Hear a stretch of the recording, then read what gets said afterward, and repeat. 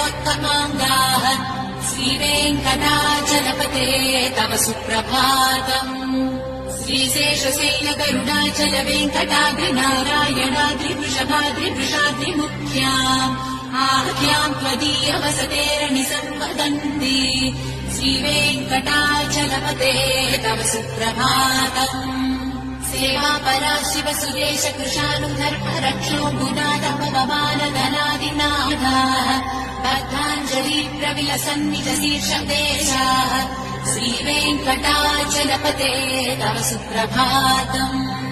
आदिश्रुते विहलराज मृगाधिराज नागाधिराज गजराज हयाधिराजाः स्वस्वाधिकार महिमाधिगवर्धयन्ते श्रीवेङ्कटाचलपते तव सुप्रभातम्।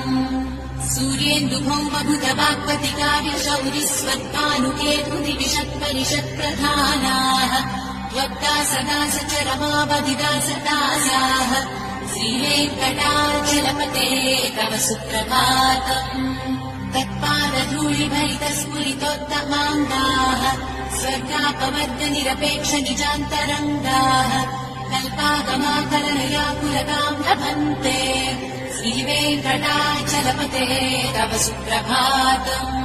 स्वर्गो पुराग्रशिखराणि निरीक्षमाणाः स्वर्गापवर्गपदवीम् परमाश्रयन्तः मर्त्या मनुष्यभुवने मतिमाश्रयन्ते श्रीवेङ्कटाचलपते तव सुप्रभातम्।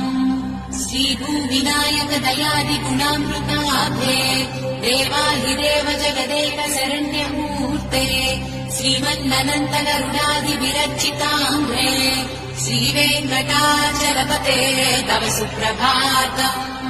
श्रीपद्मनाभ पुरुषोत्तम वासुदेव वैकुण्ठमाधव जनार्दन